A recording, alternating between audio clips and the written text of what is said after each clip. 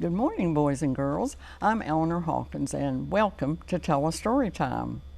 I want to read you a little book very first thing this morning entitled Read to Your Bunny. Reading together 20 minutes a day is the most important gift you can give your child. Read to your bunny often. It's 20 minutes of fun. It's 20 minutes of moonlight. It's 20 minutes of sun.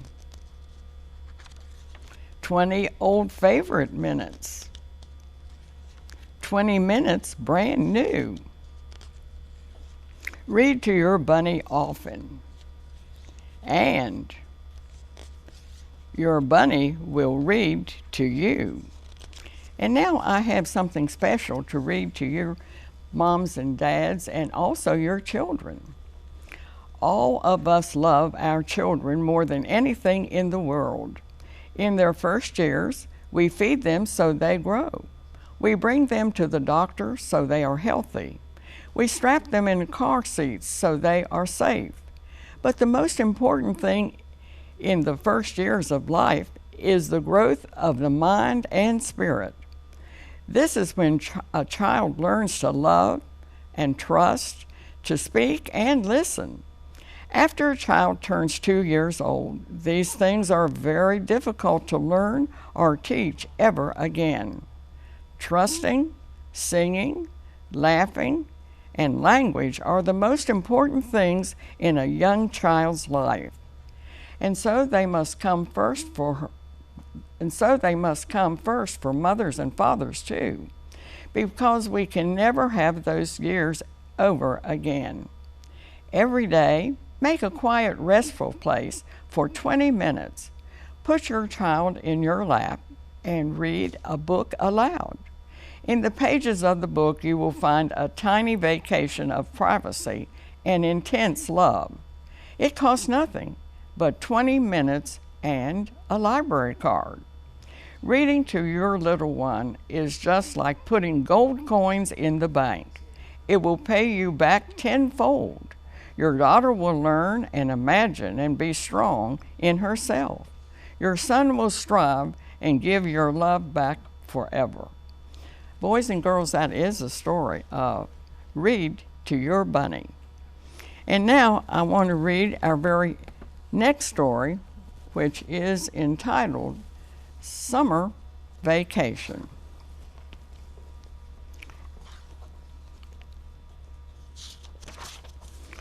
Peter and Patrick were friends. They lived next door to each other and went to the same school. Now it was summer and time for vacation. Patrick was going to the mountains and Peter was going to the beach. Goodbye, goodbye, they called to each other. See you in 2 weeks. Patrick and his parents drove and drove until they came to the mountains, where the trees were tall and piney. Their cabin was near a lake. Every day Patrick and his parents went canoeing and fishing on the lake. One day Patrick caught a sunfish, and another day he caught a trout. Every day they went swimming. Sometimes Patrick dived off Turtle Rock. Sometimes he put on goggles and looked at the lake bottom. Every day Patrick took home a smooth stone from the lake shore. One day he found a gray stone with red speckles. Red is Peter's favorite color, he thought. I'll save this one for him. Now Patrick had a pup tent. His father helped him set it up. Patrick put his sleeping bag and canteen in the tent and pretended he was camping. At bedtime, though, he liked to sleep in his own bed in the cabin. Every night after supper, Patrick lay in his hammock and looked up at the sky through the trees. He thought about the treehouse where he and Peter played together at home. He missed Peter, but he knew that they would see each other soon. On the last day of vacation, Patrick and his mom and dad climbed a mountain. Patrick found a stick that helped him climb the steep parts. At the top of the mountain, Patrick and his parents ate lunch, and then they picked wild strawberries for dessert. When it was time to go home, Patrick packed his climbing stick and his smooth stones. He thought about Peter at the beach. He couldn't wait to see him again and tell him all about the mountain and the lake. Now at the beach, Peter had played in the sand every day. One day he built a sand castle. Oh, it was very big, with lots of tunnels and turrets. He put sticks of driftwood on the turrets to make them higher. One piece of driftwood looked like an old man's face. This looks like those funny faces that Patrick is always drawing, Peter thought. I'll save it for him. Peter's sister buried him in the sand, all of him except his head. She patted the warm sand down all over him. He lay very still and then let his toes wiggle. When they poked through the sand, he and his sister giggled and tried to cover them up. Every day, Peter and his sister swam in the ocean. Their mom and dad swam too and lifted them over the big waves. Sometimes they played a game with the waves. They ran up the sand as a wave washed in, then followed it back to the sea. Every day, Peter took home a new and special seashell. One day it rained when they were on the beach. First, there were just few raindrops that made little dimples in the sand. Peter gathered up their towels and put them under the beach umbrellas. And when it started to thunder, everyone packed up and went home. Now the next day was bright and sunny again. Peter and his mother rode their bicycles to the lighthouse. They climbed the winding staircase and saw the big light that shined at night for the ships at sea. Being up high reminded Peter of Patrick and their treehouse. On the last night of vacation, Peter and his family had a picnic on the beach. They built a fire and cooked lobster and corn on the cob. Peter didn't like lobster, so he had a peanut butter and jelly sandwich and corn on the cob. Later, everyone toasted marshmallows in the fire.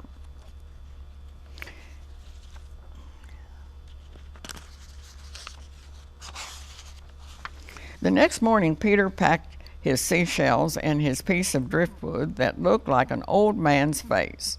Vacation was over. Peter ran over to Patrick's house as soon as he got home. I brought you some driftwood from the beach, he said, and I brought you a red and gray stone from the lake, said Patrick. Vacation is nice, said Peter, but I like coming home too. I missed our tree house, said Patrick. Oh, me too, said Peter. Want to go there now? Oh, sure, said Patrick, and so they did. And that, boys and girls, is the story of summer vacation.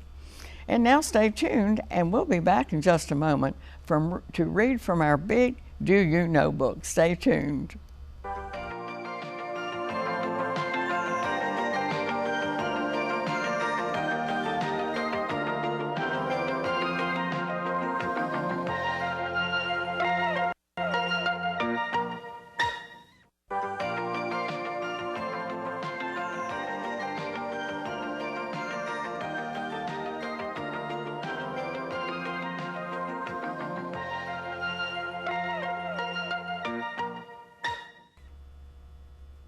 Boys and girls, and now I want to tell you, during the next week, I'll be giving you and telling you stories about fun things you and your family can do during your school break.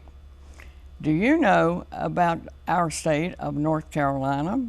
You can travel in our state and enjoy visiting all these places. Do you know the University of North Carolina in Chapel Hill was the first public university in the United States? Its doors opened in 1795. Do you know North Carolina is known as the barbecue capital of the world?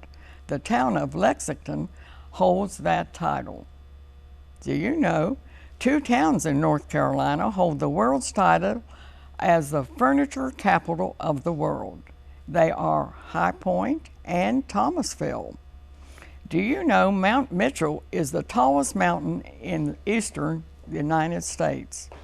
Do you know the Biltmore House in Asheville is the largest private residence in the whole world with more than 250 rooms?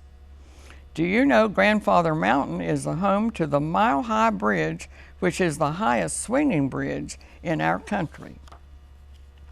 Do you know in the eastern part of North Carolina, Jockey's Ridge is the tallest natural sand dune system in the eastern United States? On average, the dunes stand between 80 to 100 feet. Do you know Cape Hatteras Lighthouse is not only the tallest lighthouse in the United States, but the largest lighthouse to ever be moved? Do you know the carnivorous, spectacular Venus flytrap, a plant that eats insects, is native to Hampstead, North Carolina? Do you know all these places are very good for you to try to visit this summer? Be sure and visit your public library and join our summer reading program, Build a Better World. Have fun reading and being a guest at all the special programs at any of the libraries in the Craven, Pamlico, Carteret Regional Library System. And check out a very good book about the place that you're going to travel so you'll know all about it before you go. And now stay tuned, and we'll be back with another story in just a moment.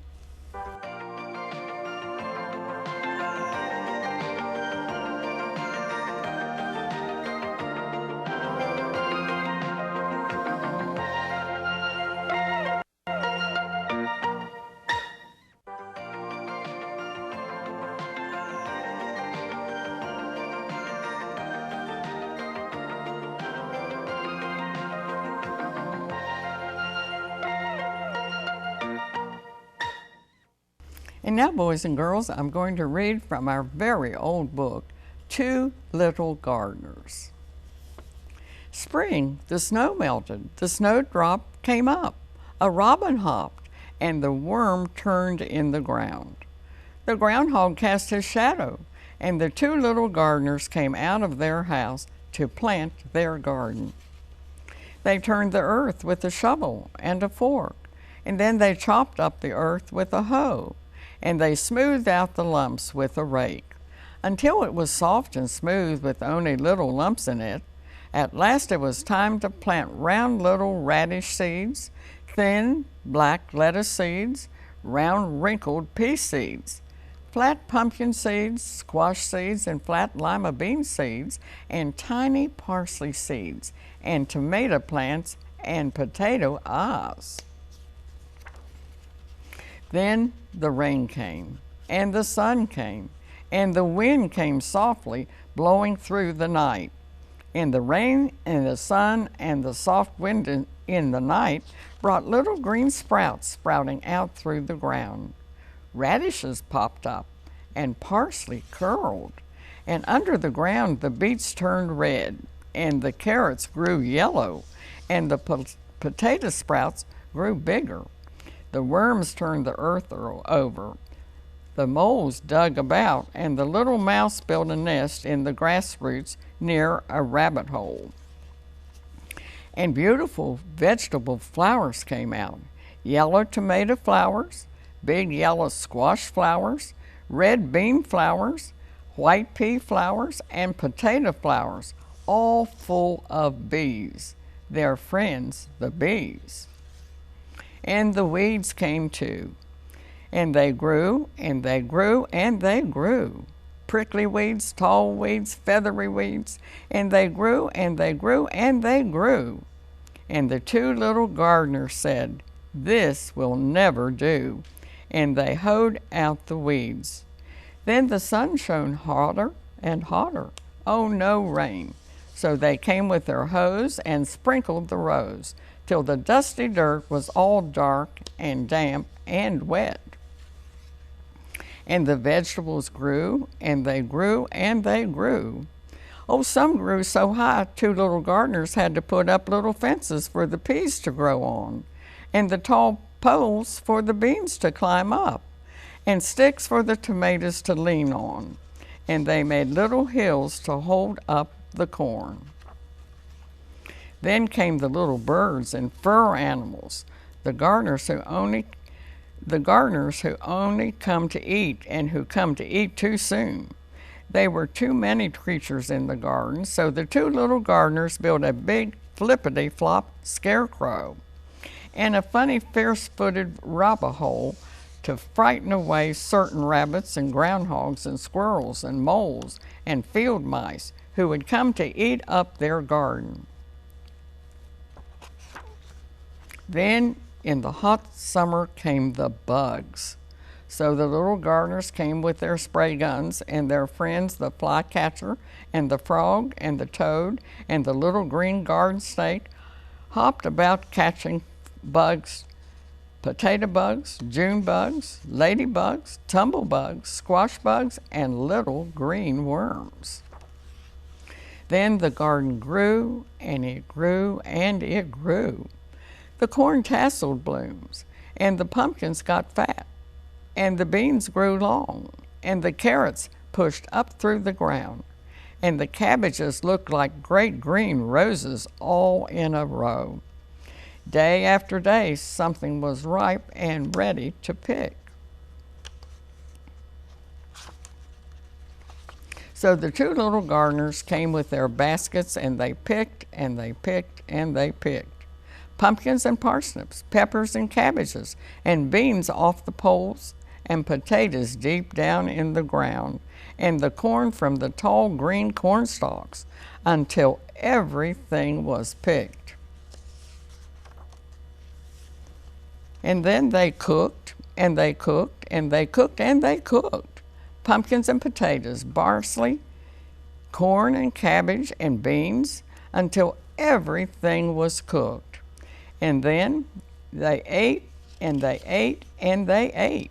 Cabbage and carrots and cauliflower, beets and beans and long ears of corn, until they were very full.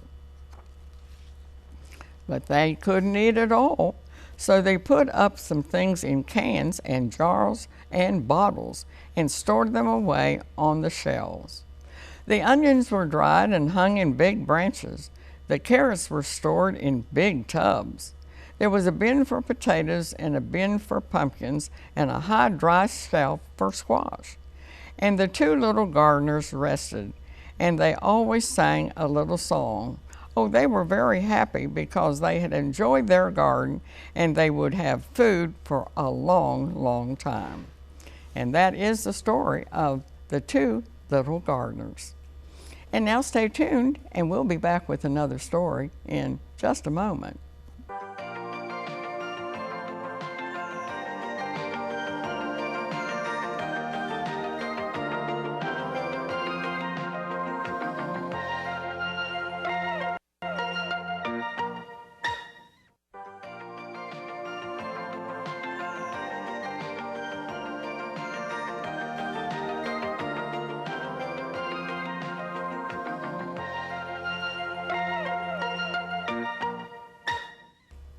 And now, boys and girls, I'm going to read Jean Ellen Learns to Swim.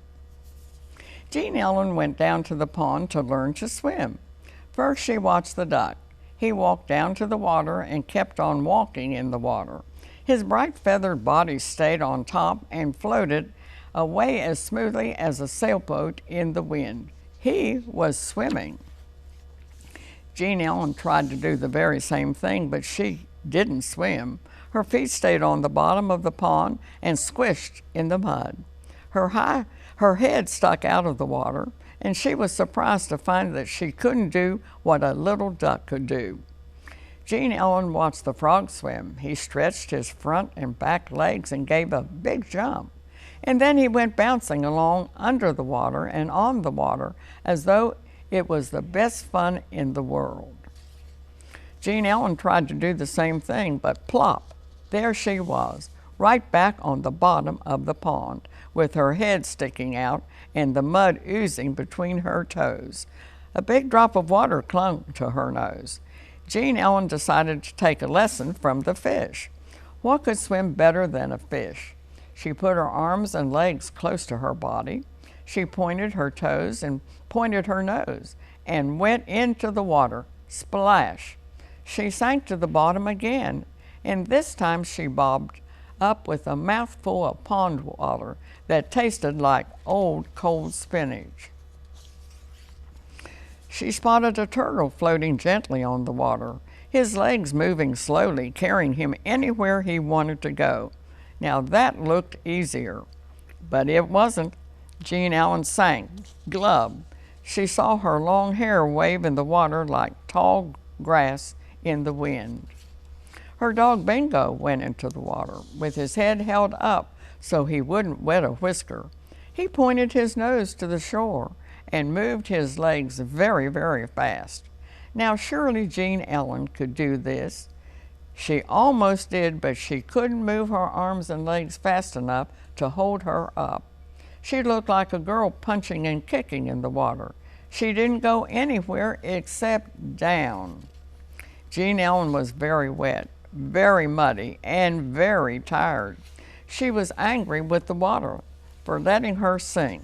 She was angry with the duck, the frog, the fish, the turtle, the dog, because they could swim and she couldn't. Jean Ellen left the pond and went to see a lifeguard at the swimming pool in the park. I can't swim like a duck or a frog or a fish or a turtle or a dog, she said. I've tried. Well, why don't you swim the way people do? Asked the lifeguard. I don't know how, said Jean Ellen. Well, I will teach you, said the lifeguard.